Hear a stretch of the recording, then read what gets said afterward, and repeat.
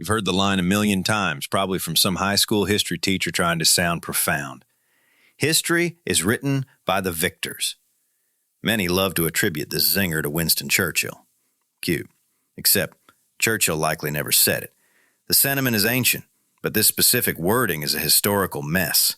There are earlier versions, like a French one from 1842, that translates to, "History is right perhaps, but let us not forget. It was written by the victors." The point is, history isn't a perfect record of what happened. It's a story. And the people who win the wars, the elections, and the cultural battles get to choose which version of that story gets told. It's a narrative, shaped by agendas and prejudices to serve the interests of the powerful. Still not convinced? Let's look at a few examples. The Great American Whitewash. Let's talk about America's favorite lost sailor, Christopher Columbus. The man has a national holiday, for God's sakes. Yet the whitewashed hero of your childhood textbooks never actually set foot on the shores of North America. On October 12, 1492, this douchebag bumped into the Bahamas. He later explored the coasts of modern-day Cuba, Haiti, and the Dominican Republic, but he never planted a Spanish flag in what would become the United States. He was so geographically challenged he died believing he found a shortcut to Asia. When he arrived, Columbus and his crew were met by the indigenous Taino people. The Tainos, in Columbus's own words, were friendly and generous, trading everything they had. Columbus also noted in his diary how handsome and well-built they were, immediately followed by the chilling observation, "They should be good servants." What followed was a shit show that we'd call terrorism today. Those friendly natives were forced into slavery, primarily to mine for gold. If they failed to meet their quotas, they were punished by having their hands cut off. Between the slavery, the torture, and the European diseases that ravaged the population, the Taino were virtually annihilated within a few decades. Oh, and the first European to actually reach North America? That was likely Norse explorer Leif Erikson, who landed in Canada almost 500 years before Columbus was even born. So, instead, America celebrates the moron who got lost, brutalized the locals, and discovered nothing. Makes perfect sense. The founding father with a dark secret. George Washington, the cherry tree chopping father of our country. Let's take a peek at his actual resume, shall we? He inherited his first 10 enslaved people at age 11. By the time of his death in 1799, his Mount Vernon estate was a forced labor camp for 316 human beings. While 123 were legally his, the others came with his marriage to Martha. To his credit, Washington was the only slave-owning founding father who became president to arrange for the emancipation of his slaves. But that was much later, in his will. A noble gesture? Nah, it too was a douche move. It cost him absolutely nothing and only took effect after he and his wife were dead, meaning the people who served this fuckface his entire life died in bondage. Militarily, he was a loser. George lost more battles than he won.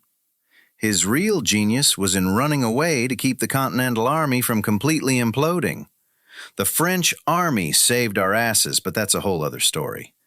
But his record isn't just about losing to the British. In 1779, frustrated by Iroquois nations siding with the enemy, Washington ordered the Sullivan Expedition.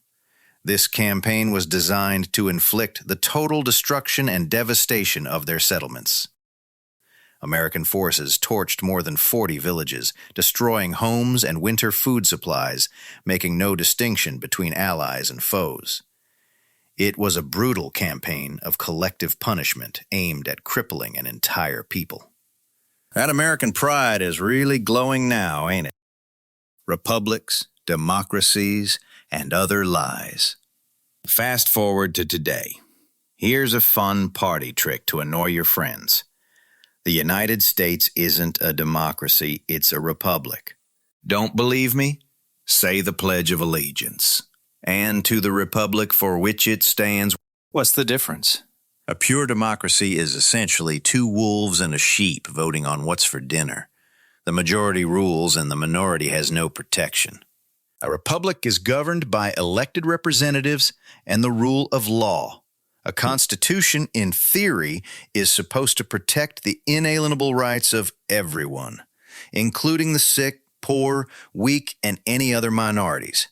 In theory, a republic gives the sheep a shock collar to place on the wolves to defend itself if necessary.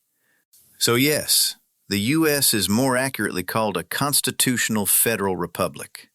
It has democratic elements, but it's definitely not a democracy. But let's be real. Who gets to really participate in this grand republic?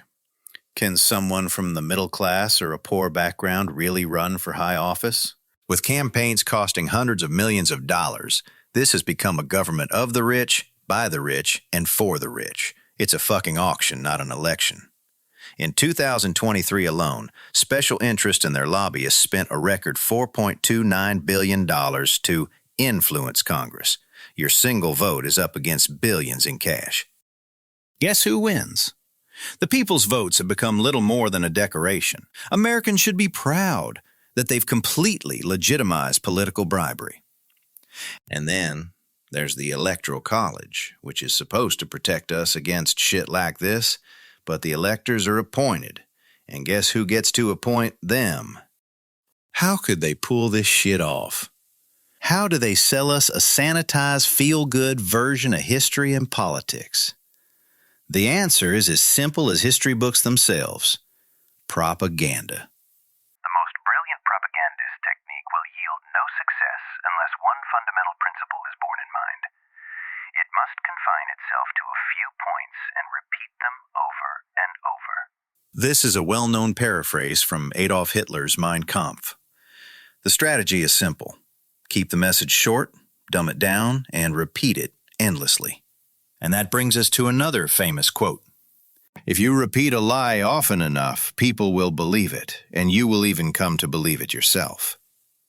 Everyone pins this one on Hitler, but it's more accurately a summary of the philosophy of his propaganda minister, Joseph Goebbels. It's deeply ironic that a quote about repeating lies is itself a misattribution that has been repeated into truth. So yes, history is a scam. It's a curated script, a highlight reel edited by those in power. The real story, the one that's messy, uncomfortable, and far more interesting, is usually buried in the footnotes. It's your job to go digging. But good luck. You're fixing to need an excavator to dig through all that shit.